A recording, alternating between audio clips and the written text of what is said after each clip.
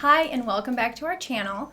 Today's video, I'm going to be going over 10 common misconceptions about adoption. And in this video, I'm hoping to clear some of those up and unmuddy the waters around adoption a little bit.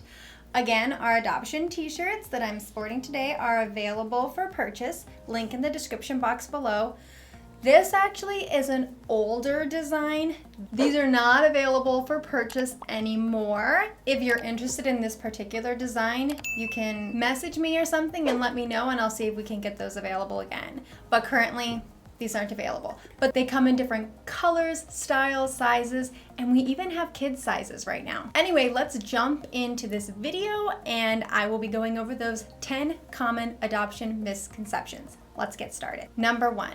Only rich people can adopt children. It is true that adoption costs money, and some adoptions can cost a lot of money, but not all adoptions do. It's just not true.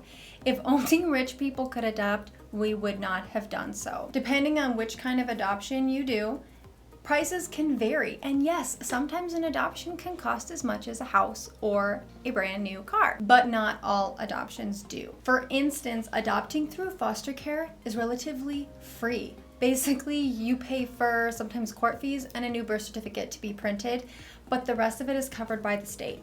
So it's not true that adoption costs monumental amounts of money in every situation. Misconception number 2, that adoption means you buy a child. This kind of goes along with the first misconception because it focuses around money. Just because adoption can cost a lot of money doesn't mean you ever pay for a child.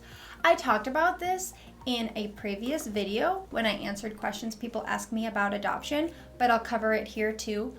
When you pay for an adoption, you never pay for a child. What you're paying for is court fees, legal fees, your home study, sometimes medical bills. There are different things that cost money along with adoption, but you do not buy that child. If you were to pay for a child, that would be considered human trafficking, and it is illegal. Misconception number 3, adoption takes so long. Sometimes it can take a really long time, but that is not always true. From finding about our son to bringing him home from the hospital, it was a span of 80 days. And I've heard adoption stories that go so much quicker. But generally speaking, with a domestic infant adoption, they usually will tell you 1 to 4 years of a wait. But that's not always the case. Sometimes it moves much quicker.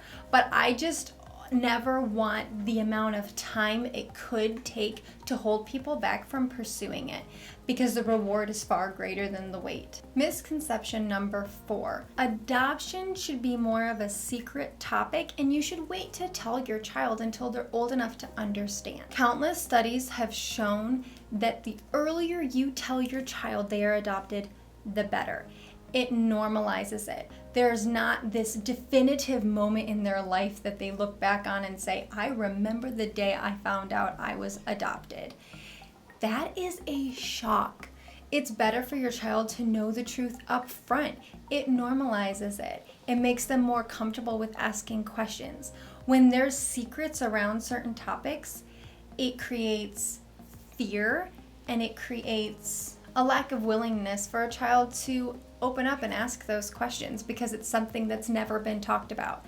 If it's an open dialogue in your home, then those questions will come as a child has them. Misconception number 5 kind of tags on to number 4. Open adoptions are confusing for the child. I do not think that is true. I think the more openness in the adoption, the better. Our son is 4 years old and he is not confused with his open adoption. He knows who his birth mom is. He sees photos of her. He can FaceTime with her when he wants to. He's had visits with her. He is not confused about it. He understands that he grew inside her tummy and that she is such a special person to our family. She gave him life and brought him into the world and placed him with us. He understands that and he's not confused about it. Just like biological parents can explain to their children, you grew inside mommy's tummy and came into our family. they're not confused about that. Even though when you think about a human growing inside another human, it can seem kind of weird, but it doesn't confuse us because it's normal. Misconception number 6.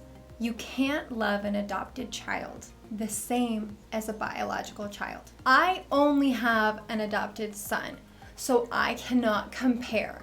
But I know many families who have both biological children and adopted children who have told me it is just not true. You love your kids the same. Just like parents can have multiple children and love them all with the same intensity, it's the same with your adopted kids. They are not different in that they don't share your DNA. It is your child and you love that child unconditionally. Misconception number 7. Adoptive parents aren't real parents. I just want to say that I am every bit as real as I can be. I raise my son, I teach him, I feed him, I house him, I clothe him. I am his mom. Mitch and I are his real parents. Adoptive parents are real parents. Regardless of how they got to the role, they are real. One thing that we say in our home is that love makes a family. Mitch and I both come from blended families. Both Mitch's parents were adopted by one of their parents. And in my family, I spent a good bulk of my formative years with my mom and my stepdad. So we both understand the complexity of love beyond biology. DNA, biology, genetics isn't what makes a family. Love makes a family. Misconception number 8. Adoption means that the child was not wanted. I think this misconception comes into play because specifically in infant adoption, a woman is carrying a child. She chooses not to parent and to place that child for adoption. So I think in the minds of people, it's, oh, she didn't want him. Very rarely is that ever true. There is always a reason that a birth mama chooses adoption for her baby. It is a difficult decision, a selfless decision, often the most loving decision a mom can make. For whatever reason, she is not in a position where she feels like she can parent that child at that point in her life. So she chooses to place that child in a home where they will be loved and parented well. It's not a matter of not wanting that child. Misconception number 9. Birth parents can take the baby back. Okay, this is a bit of a muddy topic because once certain papers are signed in infant adoption, often they're signed at the hospital or shortly thereafter. But once those documents are signed, there is a period of time that birth mom has a chance to change her mind. It's different with every state. Some states, it's 3 days. Some states, it's 24 hours. Some, 30 days. In New York, where we adopted our son, it was 45 days of a grace period where birth mom has a chance to change her mind and take that baby back. And legally, you have to give them back. Once an adoption is finalized, this cannot happen. Once the grace period is done, that cannot happen. In fact, even if she changes her mind before the grace period is over, sometimes it still doesn't happen. Once an adoption is finalized, the courts print a new birth certificate for that child with adoptive mom and adoptive dad's name on it. That child is legally theirs, as if they went to the hospital and gave birth themselves. That child is theirs, and a previous mom or dad cannot come and take that baby back. And finally, misconception number 10. Adoption is a plan B for couples who can't have children naturally. I am not suggesting that that is never the case. There are a lot of couples who are unable to conceive naturally who choose adoption to become parents, but it is not always the case. There are plenty of families who have both biological and adopted children, and they choose adoption for another reason. I talk about why we chose adoption in another video. I will link that up in the cards up here and in the description box below if you want to go check that out and see why did we choose to adopt.